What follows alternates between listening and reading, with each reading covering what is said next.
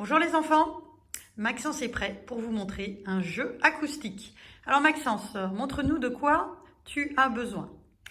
Il nous faut 2 gobelets, en plastique ou en papier, des pailles. Ensuite, il nous faut du scotch, une paire de ciseaux et de quoi faire un trou. Alors Maxence a décidé de prendre un tire-bouchon, mais vous pouvez prendre aussi le bout d'un couteau pointu par exemple.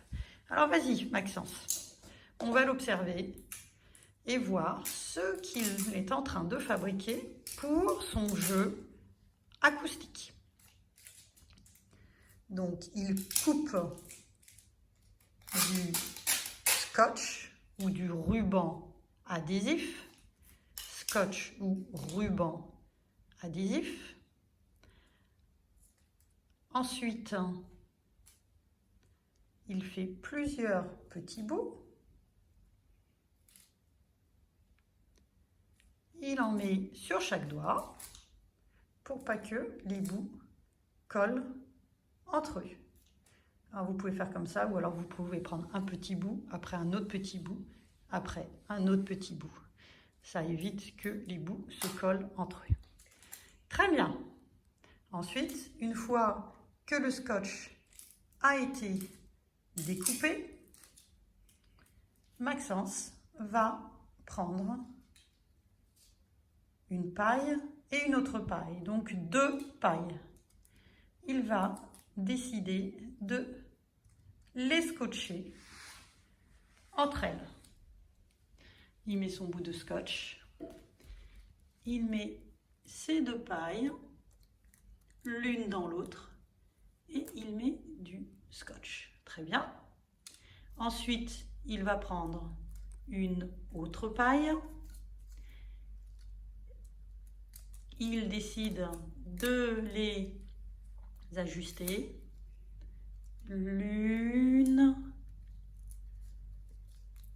à côté de l'autre. Et ensuite, il ajuste la première, la deuxième, la troisième et la 4e paille. Et alors, qu'est-ce qu'il va faire maintenant? Donc, il a mis 4 pailles pour son jeu acoustique. Il prend un gobelet, il décide de faire un trou dans le gobelet. Attention, c'est difficile, il ne faut pas se faire mal au cas où vous demandez à papa ou à maman de faire le trou dans le gobelet. Ou alors vous décidez de prendre une paire de ciseaux. Attention aux doigts, ça peut être très délicat, même quand on est un grand. Voilà. C'est compliqué? C'est difficile? Très. Ah bah ça montre que faire un jeu acoustique, c'est pas si facile que ça. C'est pas grave, ça marche pas. On va prendre les autres gobelets, parce que j'ai déjà fait des trous, et on va les ajuster. Alors donc, une fois que le trou a été fait dans le gobelet, vous avez vu comme c'est difficile, il vaut mieux demander aux parents de faire les trous.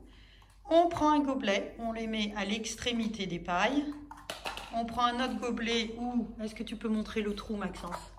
Où il y a un trou, vous voyez, pas très large, dans lequel Maxence met la paille. Et à quoi ça sert alors Maxence? Après, on peut faire comme un très très grand téléphone, où on peut se parler de très loin. Si on a juste plus de paille, Oui. comme cela. C'est-à-dire qu'il y en a un qui va parler dans un gobelet et l'autre va écouter de l'autre côté, c'est ça? Ouais. Ah, mais je vois que tu as déjà plusieurs pailles qui sont accrochées. Ça, c'est Et si tu les accrochais? ma première expérience. Et si tu les accrochais à celles que tu as déjà faites? C'est ce que je vais faire. Et après, on vous montrera comment ça marche. Vous pouvez être très éloigné dans votre appartement ou dans votre maison et parler. Il y en a un qui met l'oreille d'un côté du gobelet, l'autre parle. Et comme ça, vous pouvez communiquer et même vous dire des secrets sans que le reste de la famille entende.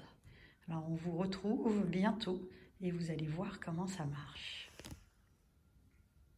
Voilà, alors là, les enfants communiquent il y en a un qui parle d'un côté et l'autre écoute de l'autre. Et vice-versa. Voilà, bravo Maxence!